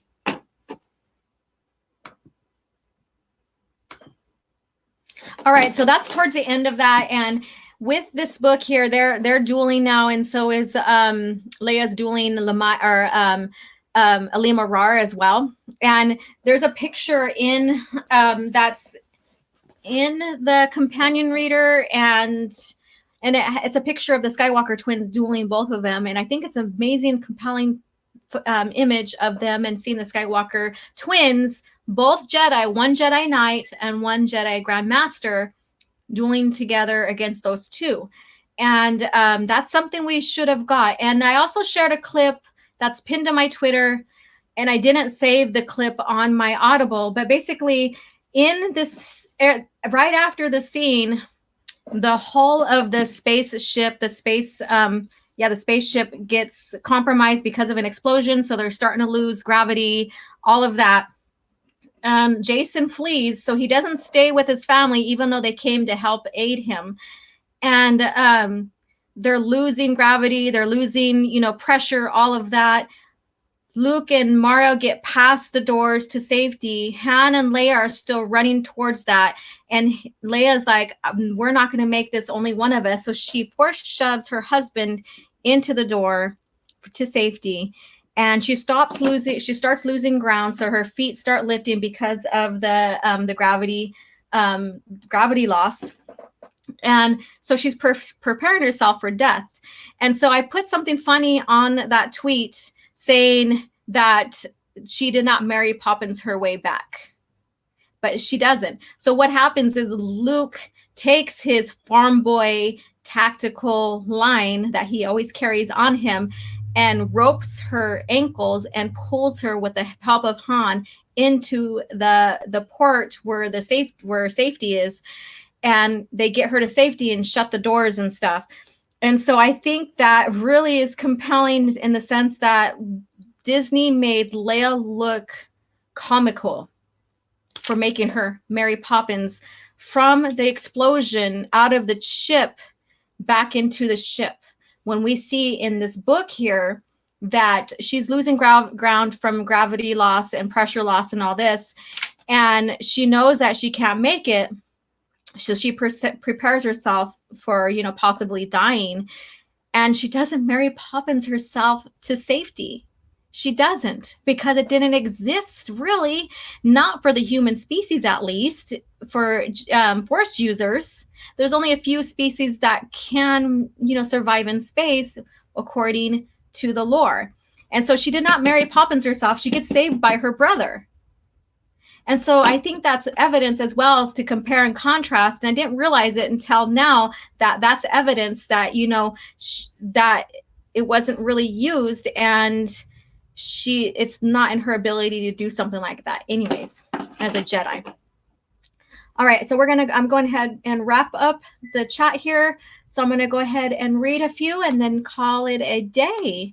And I thank you guys so much for coming in and joining the coffee chat every Thursday, 9 a.m. Unless I post otherwise. I try to keep it at 9 a.m. And we talk Star Wars news, Star Wars lore, the novel, whatever else that comes to mind. Just a nice, fun chat. Sometimes I'll bring people in most, so it just depends on what's going on, and we just have this nice conversation about the original lore. Okay, so Invader Cool Studios just bought the Dooku book. It's a script to an audio show, but I believe I'm not sure where or when the audio show was played. I'll have to look into that. Soul Assassin, the High Republic and era was everyone was high during the great death stick craze. Oh Lord, that's a good one. Okay, Stig, Kyle Katarn was awesome. Easily one of my favorites. Yeah, him too. And it's great how they use him and how he becomes part of Luke's order. Vertical Horizons. Y'all want to buy some death sticks? Oh, that's crazy. I love that, you guys. Great sense of humor. Okay, where did I go? Okay. The Sith have been extinct for millennia. The Star Wars Episode 1, if the High Republic is 300 years ago has any Sith, then we have a massive plot hole. Yes, I agree. And it sounds like they want to use Sith. So we'll see how that goes. They don't know. And their story group is basically majority women. And we have Pablo Hidalgo in there, which probably that alone speaks on what he thinks about continuity. All right. Gray Ghost, work from home on the website. Just have ya in my ear on earbuds, not going anywhere for another 3 hours. Well, thank you so much. I appreciate you tuning in to the OG Star Wars channel, talking about EU lore. All right, Stig Kenobi, Kathleen Kennedy bragged in an interview that the Mary Poppins scenes in episode 8 was her idea, of course.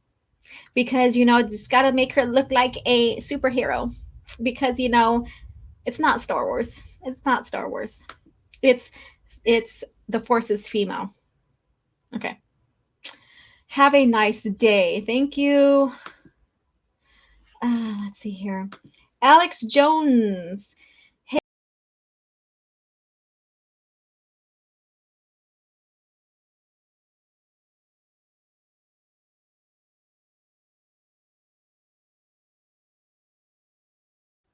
I don't know what happened there. I just popped out. I was scrolling this thing here and I popped out. So I don't know what happened. Alex Jones, thank you so much. I really appreciate you keeping the great work and have a great day. Thank you so much for joining us here. I appreciate it. Again, everybody's names. I'm trying to get everybody's names and I'll come back through chat and make sure I have everybody's name. And by tonight, I'll announce it on my channel and I'll also announce it on Twitter on who got selected to get a free OG Star Wars mug. Soul Assassin, be sure to hit the like button. Yes. Thanks heaps. It's been fun listening and chatting about the EU. Yes, that's why I'm here. All right. Disney will just call them Dark Force users. Too lazily trying to get around the no Sith 300 years ago. To get around the no Sith. I don't know. It's when you look at Disney's lore, even the hyperdrive is set off to a different time, so it contradicts with the movie. It just contradicts, and so with the Old Republic as well, when it comes to the hyperdrive. So I'm very curious to see what they're going to do with this and how much further it's going to just mess up the overall lore. We'll see what happens with that. Kip Duran had an amazing arc from being a dark Jedi to being a Jedi Master. He does. Just one of the many great examples of how fantastic the EU was and still is. I agree. All right. Stick Kenobi, sorry. That was me. I was trying a new Force power called Force Disconnect Screen. I don't know what happened. So maybe my cursor was over Leave Studio. I don't know. I was scrolling and I just disappeared. So Stig, I don't know. You're going to have to introduce us to that new Force ability, Mr. Kenobi. All right, you guys. So it's coming up at 11 o'clock. Thank you so much. If you haven't already, like and share the video. That helps out the channel immensely. Check out in the description below on where to find me on Twitter, on my merchandise. I did share a link in there as well. And next week we are covering this right here, Invincible. Or no, not Invincible. I'm sorry. It's the wrong book. We are covering, and that is a beautiful book, and it's just right here. We are not covering Invincible because that's the very end of the series. All right, so erase that from your minds, you know, like mind erase. We are covering Sacrifice. So, and I don't, the book is over on my shelf over on the other side. Yeah, and that one is a very heartfelt, compelling story. Again, if you're a Mara Jade fan, you know, you may or may not like this book. I am a big Mara Jade fan, but I see the purpose of why they did this. And so stay tuned for Tuesday lore. I will expand on it some more, and then we'll discuss it here in the coffee chat.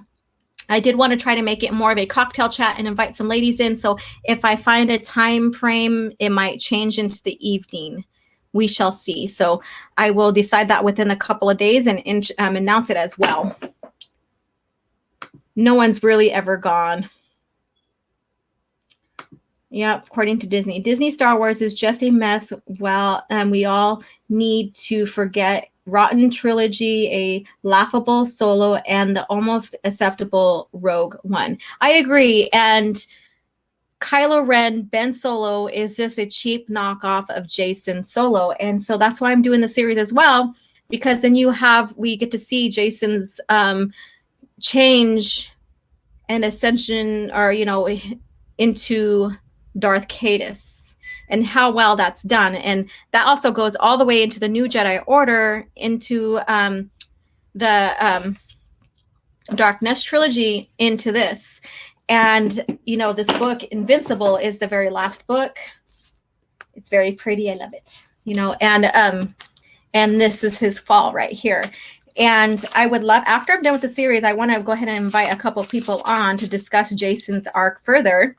And it's going to be an interesting debate. So we'll figure that one out as well. And that will be announced accordingly.